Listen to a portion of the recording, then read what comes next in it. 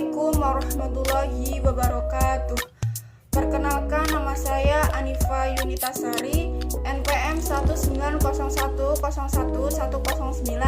dengan kode N003. Video ini dibuat untuk memenuhi nilai tugas ulangan tengah semester mata kuliah Al-Quran Hadis dan pembelajarannya. Baik, ada 5 soal yang diberikan oleh dosen. Langsung saja ke soal pertama, yaitu bagaimana konsep Merdeka Belajar dan Pendidikan 4.0. Merdeka Belajar dan Pendidikan 4.0 berbeda dengan kurikulum yang pernah digunakan sebelumnya. Konsep Merdeka Belajar ini memperhitungkan kemampuan dan keunikan kognitif individu para siswa. Ada beberapa garis besar konsepnya. Yang pertama, asesmen kompetensi minimum. Pada konsep ini, pendidikan baru dengan kurikulum yang digunakan sebelumnya ialah siswa diharapkan mampu menunjukkan kemampuan minimum dalam hal literasi dan numerik. Jadi, fokusnya siswa bukan sebanyak apa ia mampu atau bisa mendapatkan nilai melalui penugasan yang diberikan oleh guru, akan tetapi bagaimana siswa mampu berpikir secara kritis menggunakan kemampuan kognitifnya. Lalu yang kedua, survei karakter. Pada konsep ini, pemerintah akan menilai secara menyeluruh terkait kualitas pendidikan di sekolah. Jadi tidak hanya tentang hasil nilai belajar, akan tetapi ekosistem dan infrastruktur pendidikan yang tersedia. Lalu yang ketiga, perluasan penilaian hasil belajar. Konsep ini bisa dibilang yang paling menarik dalam konsep Merdeka Belajar. Mengapa? Pada konsep ini disebut sebagai konsep yang paling menarik. Jadi, perluasan penilaian hasil belajar siswa itu yang tadinya hanya dari nilai ujian nasional saja menjadi penugasan dan portofolio.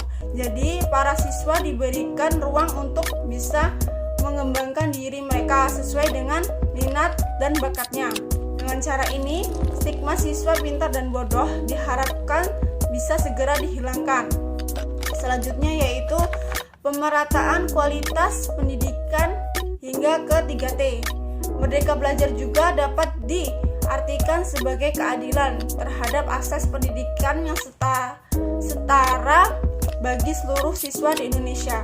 Oleh karena itu, pemerintah membuat kebijakan afirmasi dan pemberian kuota khusus bagi siswa yang tinggal di daerah 3T. Selanjutnya, pertanyaan kedua yaitu apa rancangan perencanaan pembelajaran Al-Quran Hadis dan pembelajarannya yang Anda miliki dalam menyambut era pendidikan industri 4.0. Memasuki era ini, sekolah harus melakukan reorientasi kurikulum yang disesuaikan dengan kebutuhan industri 4.0. Selain itu juga, sekolahan harus mengembangkan kapasitas literasi baru seperti data, teknologi, dan manusia yang diarahkan untuk menunjang sistem pembelajaran. Lalu, bagaimana dengan guru dan tenaga pendidik lainnya dalam merencanakan dan menyiapkan pendidikan pada era ini? Berperan secara utuh sebagai pengajar, pendidik, membimbing di sekolah dan tidak bisa digantikan dengan kecanggihan teknologi. Dan salah satu tantangan guru pada era ini ialah mengatasi penyakit tidak bisa komputer. Selain itu juga, guru diwajibkan melek dalam berbagai bidang serta mampu menguasai literasi dasar seperti literasi finansial, literasi digital, literasi sains, literasi kewarganegaraan dan kebudayaan. Dan untuk tenaga kerjanya sendiri, pendidikan di era ini mulai tergeser dengan kecanggihan teknologi. Untuk pertanyaan ketiga yaitu bagaimana strategi pembelajaran Al-Quran Hadis dan pembelajarannya yang sesuai dengan era pendidikan 4.0. Strategi pembelajaran berpengaruh terhadap pola pikir dan apa yang akan dihasilkan siswa kelak nanti. Pemilihan strategi pembelajaran mempunyai peranan penting dalam menyiapkan siswa menghadapi menghadapi era revolusi industri 4.0. Ada 5 strategi yang bisa digunakan guru dalam pembelajaran, yaitu yang pertama, membantu siswa dalam belajar. Jadi, guru sebagai sumber informasi satu-satunya di dalam kelas. Guru menjelaskan pembelajaran, siswa diberikan waktu untuk menyalin catatan di papan tulis, siswa mengerjakan latihan soal pembahasan dan dilanjutkan dengan penilaian. Untuk yang tidak memperoleh nilai yang baik, tidak mendapatkan apresiasi, tapi jika siswa mendapatkan nilai yang baik, siswa itu mendapatkan apresiasi dari guru. Yang kedua, adanya kesempatan untuk berkembang dan berprestasi. Guru bisa mengembangkan kecerdasan majemuk yang dimiliki siswa saat pembelajaran di kelas. Pemberian stimulus dan pengarahan guru mampu merangsang kecerdasan siswa akan meningkat sehingga siswa diberikan kesempatan untuk berkembang dan berprestasi sesuai kecerdasan yang dimilikinya. Yang ketiga, penguatan pendidikan karakter atau PPK. Pendidikan karakter harus dikembangkan sendiri. Penanaman karakter tidak mudah dan membutuhkan waktu yang lama. Penguatan pendidikan karakter merupakan lanjutan dan revitalisasi dari pendidikan karakter dari tahun 2010. PKK dinilai penting dikembangkan di dalam dunia pendidikan. Hal ini dikarenakan bahwa PKK memiliki peranan penting seperti ancaman kebutuhan dan masa depan bangsa, menghadapi tantangan global, dan membentuk etika pada siswa. Kunci peranan PKK terletak pada kebiasaan di sekolah. Guru memiliki peranan besar dalam penanaman pendidikan karakter. Yang keempat, melek teknologi. Guru mampu memanfaatkan fasilitas teknologi seperti dengan pencarian bahan ajar yang lebih menarik sehingga siswa itu bersemangat untuk mengikuti pelajaran. Selain untuk pencarian bahan ajar, guru bisa memanfaatkan kecanggihan teknologi untuk mendukung pembelajaran dengan cara menjadi blogger.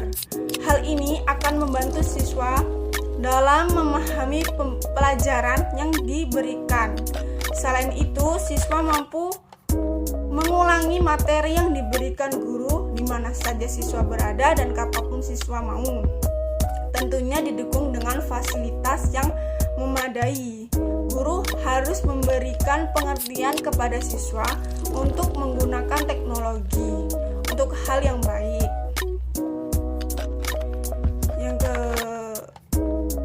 Selanjutnya, menjadi guru efektif. Guru efektif bukan hanya mengetahui pelajaran, namun bagaimana guru mampu menyampaikan kepada siswa dengan baik.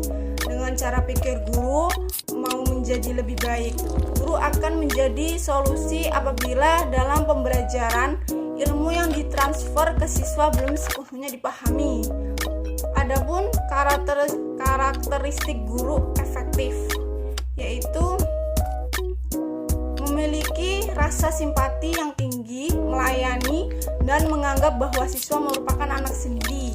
Yang kedua, ikhlas dalam memberikan ilmu dan tidak meminta balasan dalam bentuk apapun. Yang ketiga, memberikan tanggung jawab kepada siswa atau tugas berdasarkan porsi setiap siswa. Yang keempat, memberikan nasihat apabila siswa melakukan pelanggaran. Yang kelima, semua ilmu memiliki kedudukan yang sama.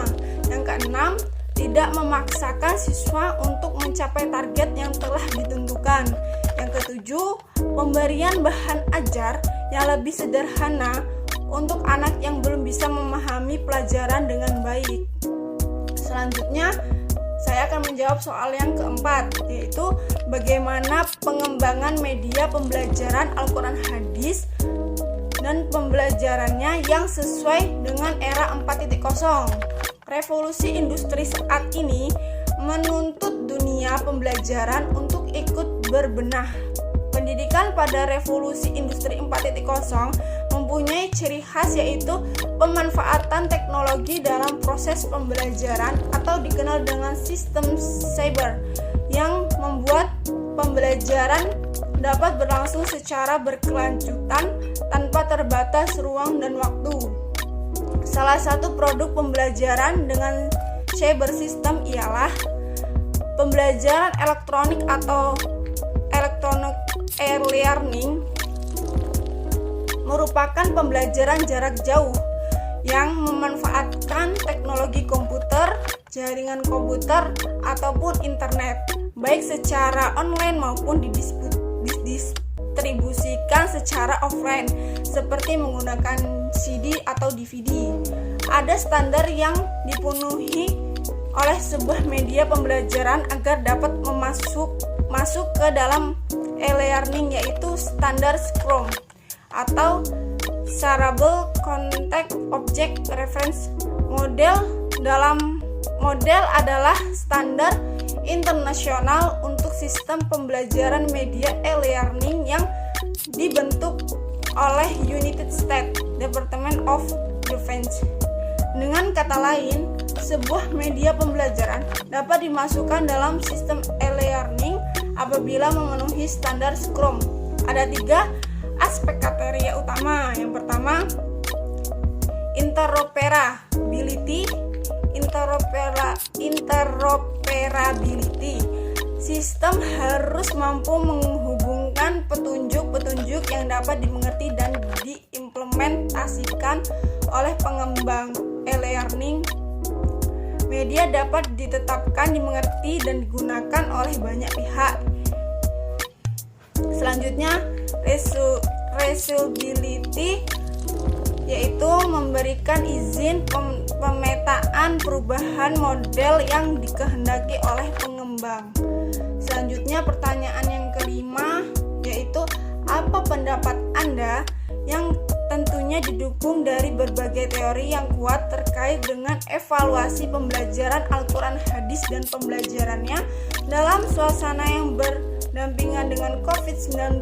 Mewabahnya virus corona atau COVID-19 di awal tahun 2020 telah menciptakan kebutuhan khusus dalam proses pembelajaran dan perlunya menjaga jarak dalam interaksi sosial, pembatasan dan isolasi, sehingga setiap individu dan yang rentan tidak akan terkena virus. Dalam keadaan darurat pandemi COVID-19 ini, pembelajaran melalui model BDR atau belajar di rumah yang dianjurkan oleh pemerintah menjadikan solusi terbaik buat saya sebagai guru nanti. Namun yang menjadi kendalanya ialah kekurangan sarana pendukung yang digunakan dan kekurangan persiapan para peserta didik dalam menghadapi pembelajaran berani di rumah masing-masing. Mungkin itu saja yang dapat saya sampaikan, bisa yang saya jawab dari 5 pertanyaan yang diberikan oleh dosen. Jika ada salah kata mohon maaf, kurang lebihnya saya mohon maaf. Wabillahi taufik wal hidayah. Wassalamualaikum warahmatullahi wabarakatuh. Sekian, terima kasih.